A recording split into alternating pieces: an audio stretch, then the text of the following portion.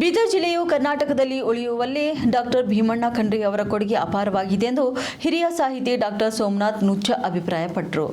ಪಟ್ಟಣದ ಸದ್ಗುರು ವಿದ್ಯಾಲಯದಲ್ಲಿ ಕನ್ನಡ ಸಾಹಿತ್ಯ ಪರಿಷತ್ ಸಹಯೋಗದಲ್ಲಿ ಮಂಗಳವಾರ ನಡೆದ ಡಾಕ್ಟರ್ ಭೀಮಣ್ಣ ಖಂಡ್ರೆ ಅವರ ನುಡಿ ನಮನ ಕಾರ್ಯಕ್ರಮದಲ್ಲಿ ಅವರು ಮಾತನಾಡಿದರು. ಭಾಲ್ಕಿ ಹಿರೇಮಠದ ಹಿರಿಯ ಸ್ವಾಮೀಜಿ ಲಿಂಗೈಕ್ಯ ಡಾಕ್ಟರ್ ಚನ್ನಬಸವ ಪಟ್ಟದೇವರು ಹಾಗೂ ಡಾಕ್ಟರ್ ಭೀಮಣ್ಣ ಖಂಡ್ರೆ ಒಂದೇ ನಾಣ್ಯದ ಎರಡು ಮುಖಗಳು. ಚನ್ನಬಸವ ಪಟ್ಟದೇವರು ಇಚ್ಛಾಶಕ್ತಿಯಾದರೆ ಭೀಮಣ್ಣ ಖಂಡ್ರೆ ಅವರು ಕ್ರಿಯಾಶಕ್ತಿಯಾಗಿದ್ದರು. ಭೀಮಣ್ಣ ಖಂಡ್ರೆ ಅವರ ಸಾಧನೆ ಮರೆಯಲಾಗದು. ಅವರು ಹೋರಾಟ ಮಾಡದಿದ್ರೆ ಈ ಭಾಗ ಕರ್ನಾಟಕದಲ್ಲಿ ಇರ್ತಿದ್ದಿಲ್ಲ. ಇನ್ನು ಕರ್ನಾಟಕದ ಕಿರೀಟ ಮುಂಡಿ ಕಳಿಸ್ಕೊಳ್ತಿತ್ತು. ಕರ್ನಾಟಕ ಏಕೀಕರಣಕ್ಕಾಗಿ ಹೋರಾಡಿದ ಮಹಾನ್ ವ್ಯಕ್ತಿ ಅವರಾಗಿದ್ರು ಎಂದು ಅವರು ಹೇಳಿದ್ದಾರೆ. ಇನ್ನು ಕರ್ನಾಟಕ ಸಾಹಿತ್ಯ ಪರಿಷತ್ ತಾಲೂಕು ಅಧ್ಯಕ್ಷ ನಾಗಭೂಷಣ್ ಮಾಮಡಿ ಮಾತನಾಡಿ, ಭೀಮಣ್ಣ ಖಂಡ್ರೆ ಅವರದ್ದು ನಿಸ್ವಾರ್ಥ ಸೇವೆ. ಇನ್ನು ಅನ್ಯಾಯದ ವಿರುದ್ಧ ಹೋರಾಡಿ ಎಲ್ರಿಗೂ ಕೂಡ ನ್ಯಾಯ ಒದಗಿಸಿಕೊಡುವ ವ್ಯಕ್ತಿತ್ವ ಅವರದ್ದಾಗಿತ್ತು. ಈ ಭಾಗದಲ್ಲಿ ಶಿಕ್ಷಣ, ಆರೋಗ್ಯ, ರಸ್ತೆ, ಚರಂಡಿ ಸೇರಿದಂತೆ ವಿವಿಧ ಮೂಲಭೂತ ಸೌಕರ್ಯಗಳನ್ನು ಒದಗಿಸಿಕೊಡುವುದರಲ್ಲಿ ಅವರ ಕಾರ್ಯ ಮಹತ್ವದಾಗಿದೆ ಎಂದು ಅವರು ತಿಳಿಸಿದರು.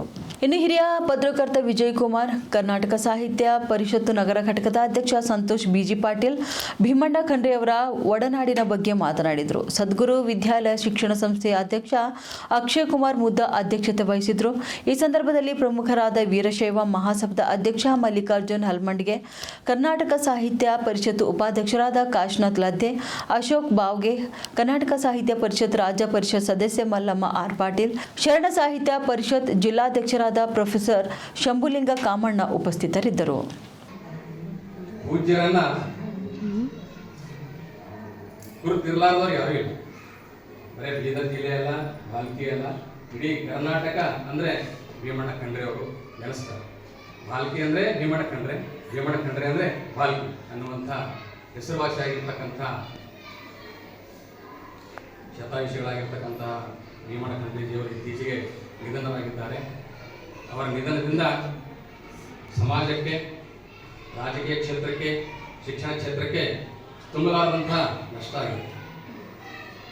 ಅವರೇ ಹೇಳಿದಂತೆ ಅವರ ಜನನ ಗೋರ್ಟಾದಲ್ಲಿ ಆಗಿದಂತೆ, ಗೋರ್ಟಾದಲ್ಲಿ ಆಗಿರ್ತಕ್ಕಂಥ ಜನನ ಮುಂದೆ ಭಾಲ್ಕಿಗೆ ಬಂದು ವಿದ್ಯಾಭ್ಯಾಸ ಮಾಡಿ ಪುರಸಭೆಯ ಸದಸ್ಯರಾಗಿ, ಅಧ್ಯಕ್ಷರಾಗಿ ಸಮಾಜ ಸೇವಾ ಕ್ಷೇತ್ರದಲ್ಲಿ ದುಡಿದಿದ್ರು.